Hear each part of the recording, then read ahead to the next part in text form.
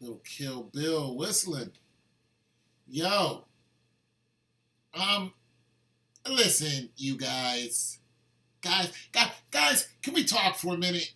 I mean, okay. Let me just say this. For one, look, God loves you guys, man. The Christ King Yahshua loves you guys, and concentrate on that more than you concentrate on hollering at me about something that I'm not involved in. Okay, I'm not involved with the sports. I don't bet on the sports. I don't control the sports. I'm not throwing the football. I'm not the one who's missing tackles. I done that when I was in high school. Okay, so stop acting like I'm out here influencing this in some kind of ways. Man, you guys get pretty upset. I mean, I sound like Christopher Walken for a minute. Guys, you guys get pretty upset on some of the videos that I make. And it seems like I've lost some credibility, if that's at all possible, because I didn't wholeheartedly agree that rookie missed the offensive player on purpose. I didn't fully go off and say, it was fake. He did it on purpose. What I said is, there's a chance that it might not have been fake. It's a chance that when he tried to lower his shoulder into the player, he completely missed because his head was down. Somebody said any football player who gets to that level doesn't tackle like that. And I tried to explain that it's a different game today than it was yesterday. The rules are changing every day, and they're not exactly changing for the best. I tried to explain that if you catch a personal foul, you're going to get fined a lot of money. And just his momentum and body language just didn't make me think that he did it on purpose. You know what? I tell you what, some of you guys, I tell you what I'm going to do. I'm going to bring up some of your illustrious comments because you know why? You know why, guys? Because I think they're worth reading. Let me bring up some of your comments, okay? Just some of these comments I just want to say. Buck Naked said, I'm willing to maintain my cognitive dissonance. Is that what it said? Dissonance? I don't know what that word is. On just about everything, even though it seemed far-fetched that a tackle would be in that a rookie, my eyes are bad, guys. I'm old. I'm 50 years old this year, okay? That a rookie would be in collusion with the scam, such as fixing the game. So basically, he's saying that I don't think the rookie did it. I don't think the rookie was in on it. But nonetheless, it's highly possible. Now, I know Upper Echelon and a couple of you guys just completely think it was fixed. As a matter of fact, that's why you subscribe to my channel. Me, this one I just wanted to throw out what the new rules were doing to these guys. Osajai Obi said, when I saw the play, I thought it was unlucky for the Saints player because the camera looked like he went for a low hit, which he did with the shoulder. And Diggs left his legs just or that he hit Diggs' legs and didn't wrap it up. And that's pretty much, he didn't wrap it up. He should have solidly hit that, guys. But I was trying to explain some things. He would have drew a foul. Okay, another person, Osajai says it's fake. And then so on and so on. The NFL. This guy's just mad. The NFL can go to hell. And Buck Naked also said when he ducked his head and spun around in an unrealistic way, that just showed me that there is more to it than missing a tackle. Exactly.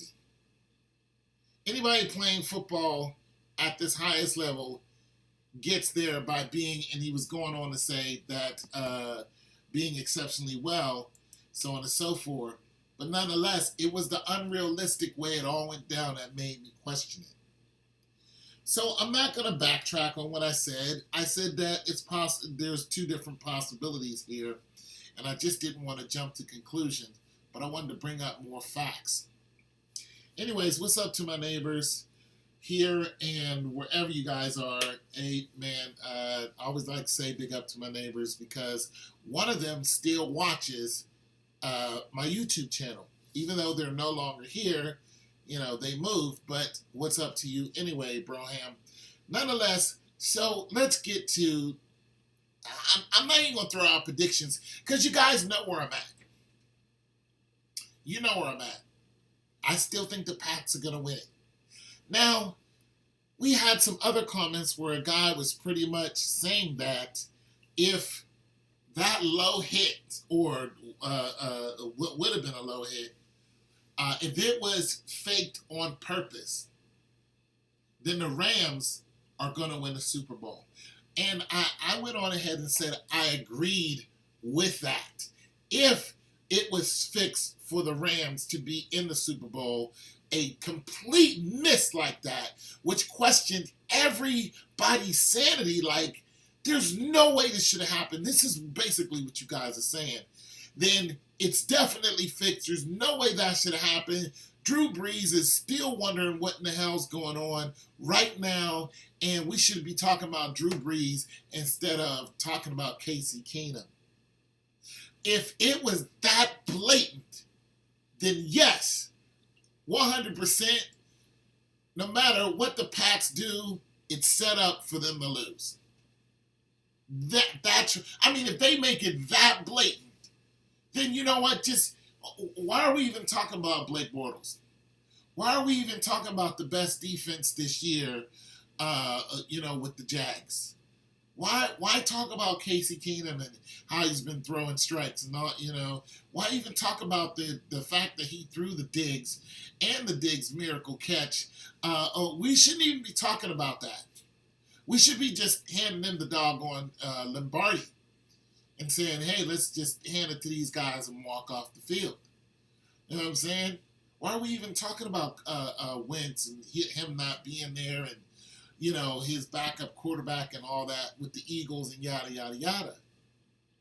You know why we're still talking about it?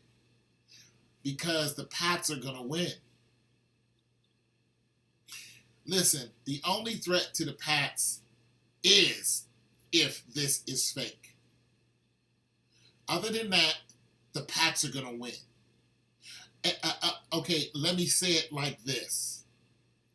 Unless there's some blatant cheating or some it's going to have to be. Listen, the Pats are good, okay? They're not unbeatable. They've lost in the Super Bowl before. It's not like it didn't happen. But when you look at their track record for the last 10 years, they've been in the Super Bowl at least, 5 or 6 times out of the last 10 years? It's just crazy. They've been in the Super Bowl 7 times. They lost 2. Okay? When you just start statistically looking at these numbers, all right? And we're not talking about the team itself, as in certain people on the team that's been there for years. We're talking about a system is what we're talking about.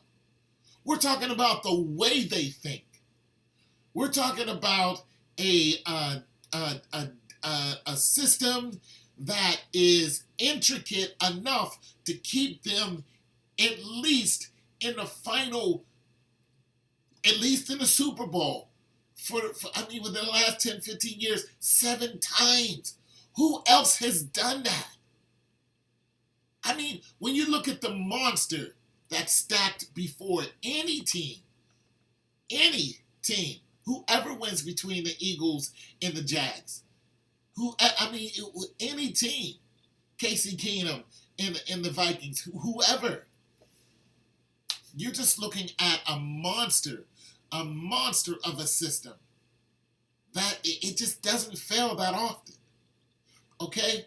So, yeah, if they're going to cheat that bad where a rookie is in on it from the other team, then yeah, we should just go ahead and just hand it to the Vikings. 100%. It's that blatant to where this kid just took a dive.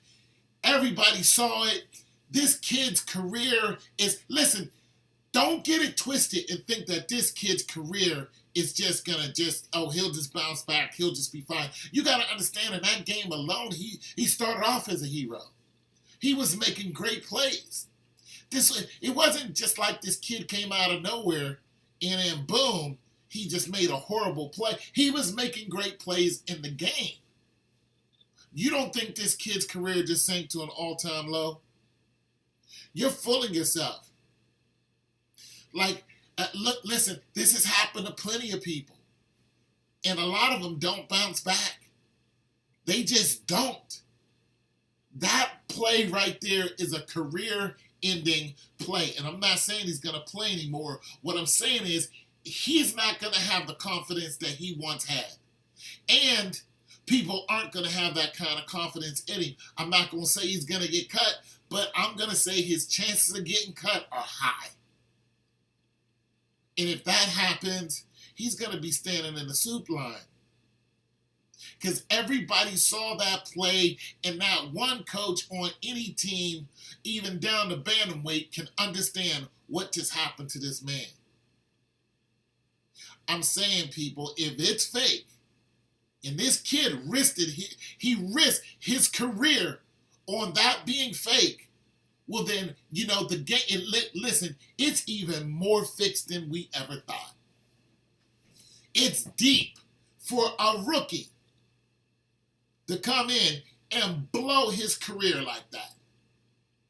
It's deep. It's deeper than we thought. Okay? I just wanted to bring that out, I just wanted to shed some different light on this whole situation because it's not over. As long as Diggs is still on the field, guess what? When they see Diggs, they're going to see that defender. No matter who he's playing. They know how Diggs got to and the Vikings got to the Final Four. They're like, you got here because of this colossal mistake that this rookie made. A rookie. Not a high-paying rookie. Okay? This is not like he was one of the Legion of Boom. All right? In their prime. This is a rookie. I'm just saying, guys, we got to, before you come out my neck, you just got to think more into it other than it was just a guy who threw the game on purpose. The money that's involved, the time spent, I just can't see that. This is a lot different than Cam Newton not catching a fumble or diving on a fumble. This is totally different than that. Cam Newton is the leader of that team. Cutting Cam Newton, an MVP, somebody who took you almost 16-1 to the Super Bowl, it's a little harder to cut that guy in his prime. But a rookie, I'm sorry, it's a lot easier to chop that rookie off the roster than it is a Cam Newton when quarterbacks run the league right now. I'm just saying, you guys got to think about it like that. Think about all the pieces. But like I said, if you guys are so sold that it's fixed and it's that doggone blatant, well then there's no other team on this board that has a chance. It's pretty much over. For anybody, any of the last three, that's it. Vikings win, the game's fixed, we all go home because we saw what was going to happen. But if not, I'm still going with the Pats even if they don't win. Why? Because I chose the Pats at the beginning of the year, and I'm staying with the Pats. And I am one person who doesn't mind being wrong. I don't have to be right. I don't have no feelings into this. Hell, if I did, I'd be crying last week when Pittsburgh lost. They talked all, Tomlin talked all that junk, talking about he's looking at the Pats instead of looking, at the Jaguars that wiped them off the map earlier this year. Why even say something like that? Roethlisberger calling them out. You know what I'm saying? They didn't take him seriously until the freaking first half. They're up like 28 to something. It's like, this looks familiar. I got to say, Antonio Brown went out his best, but if got stiff and fell off the cliff. It's your boy, Tone 202. God loves you, man. Get saved. Get your family saved. It's the best thing you can ever do. I'm out.